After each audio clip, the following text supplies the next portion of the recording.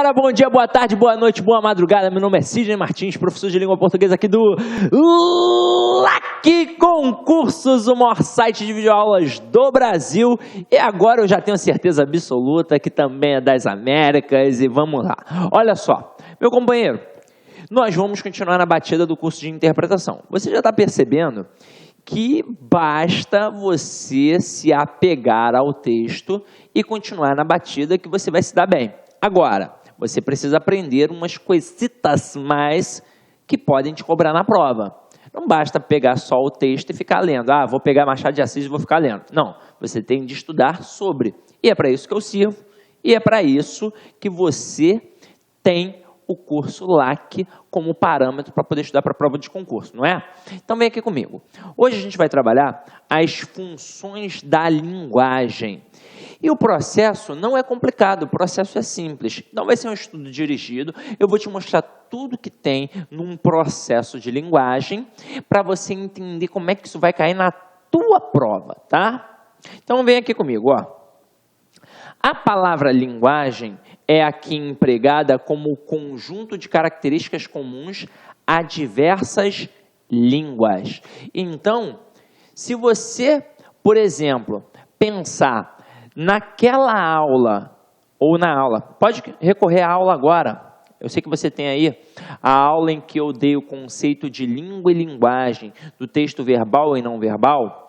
Aqui a gente vai encarar a linguagem como um conjunto das características comuns a diversas línguas, porque cada língua, e nós vimos o que é a língua, é um conjunto de uma determinada comunidade, como por exemplo a língua portuguesa, é um tipo de quê? De linguagem. Tomaremos aqui, para estudar suas funções, a análise tradicional estabelecida por Jacobson, que se fundamenta no esquema da comunicação explicitado no esquema a seguir. Olha o esquema do Jacobson. Código, emissor, mensagem, receptor, canal e contexto, que é o referente. Então, olha o que a gente tem aqui. Em todo ato de fala, de comunicação, eu sempre tenho o quê? Emissor e receptor. Na aula sobre os códigos, sobre os conceitos do texto verbal e não verbal, no conceito de linguagem e de língua, aprendemos ou não aprendemos que em qualquer ato de comunicação eu sempre tenho o emissor, que é a pessoa que fala, que professa a palavra, e eu sempre tenho o receptor, que é a pessoa que escuta, que decodifica, que interpreta. Só que aí se liga. Quando eu tenho esse emissor, eu, por exemplo, sou um emissor. Eu sou um emissor. E você é quem? É o receptor, é o interlocutor. Nós temos um código. No caso, o nosso código é a língua portuguesa. Mas nós temos também uma mensagem. Afinal de contas, eu não estou aqui falando a esmo e você não conversa com a pessoa, é blá, blá, blá, blá, blá, blá, blá, blá, blá, blá, blá. Não, isso não existe. Você fala, você quer ser entendido e quer que o outro te entenda. E é por isso que você transmite o quê? Uma mensagem. Independente da mensagem que é representada, você tenta se fazer entendido e tenta o quê? Entender. É ou não é? Um ato de comunicação plenamente satisfatório é assim. Eu tenho de ser entendido e tenho de entender. Aí nós temos um canal. E esse canal é o veículo pelo qual nós vamos nos comunicar. Por exemplo, pode ser o telefone, pode ser o rádio, pode ser a TV, pode ser o próprio ar. Quando eu estou falando com você, você escuta a minha voz que se propaga no ar. No nosso caso aqui, você que está em casa está utilizando um canal, um computador, um celular, não sei o que você está utilizando, mas você está utilizando a internet, é ou não é? E a gente tem um contexto, que é o processo do referente. Como é que isso vai acontecer? Que contexto é esse? Ora, dependendo da situação, nós nos adequamos ao certo tipo de linguagem. Eu sempre brinco com o meu aluno que você não pode ir à praia de terno e nem a um casamento de sunga de praia. Você só pode ir à praia de sunga e você só pode ir a um casamento de terno. Ah, não, professor, eu sou diferente. Beleza, é contigo, mas adequado à situação não está. Tranquilo? Agora, para a gente entender isso daqui, na regra, nós vamos desmembrar. Então, vem aqui comigo, ó. Elementos da comunicação, diante daquele quadrinho do Jacobson.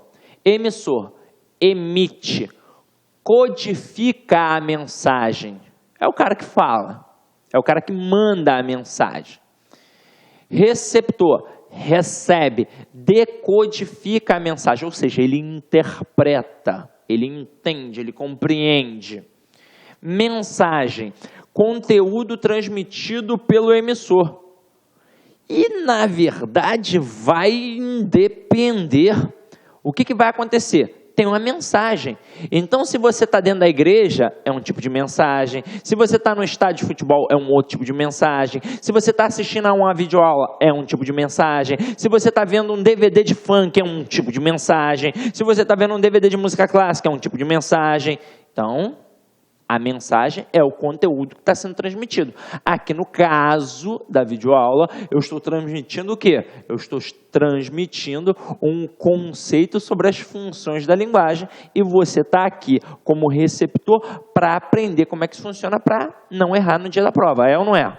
Agora, código, conjunto de signos usado para a transmissão e recepção da mensagem.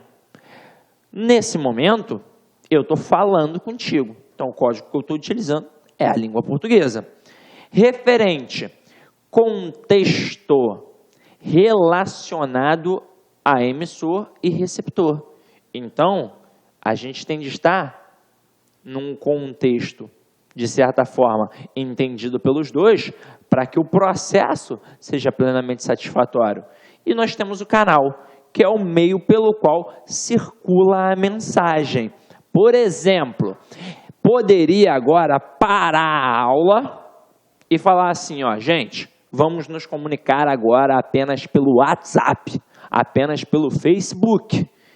Então, nós utilizaríamos o WhatsApp como meio de canal para a gente poder circular a nossa mensagem.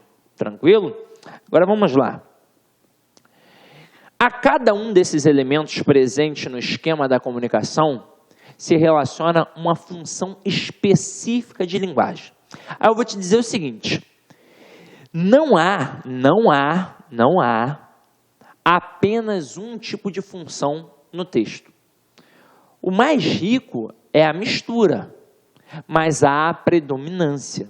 Então, nós vamos começar a estudar a relação da predominância nos textos e identificar isso nas questões. Então, vem aqui comigo, ó. A função emotiva ou expressiva. Então, você visualizou isso daqui, ó. Os elementos da comunicação. O emissor, o receptor, a mensagem, o código, o referente e o canal. Aí agora você vai estudar o quê? Você vai estudar a função, que vai ser centrada nesses elementos. Tranquilo? Então vem aqui comigo. A função emotiva ou expressiva é centralizada no emissor, camarada que fala, numa expressão pessoal sobre o que é enunciado.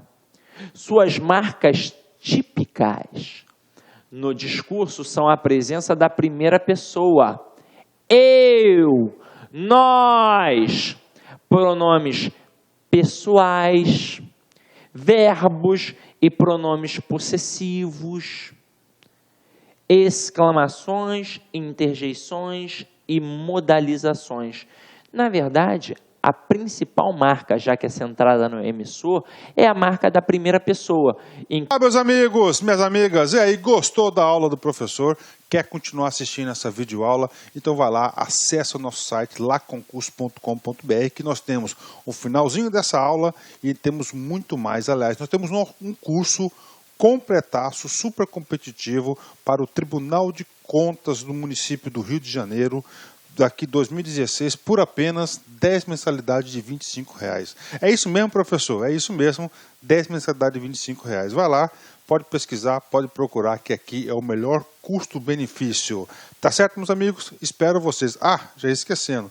Você quer o material de apoio da aula do professor que você acabou de assistir? Então você acessa nosso site, laconcurso.com.br, clique lá em documentos e você pode fazer o download gratuitamente do material de apoio. Forte abraço, fique com Deus. Tchau, tchau. Clique lá.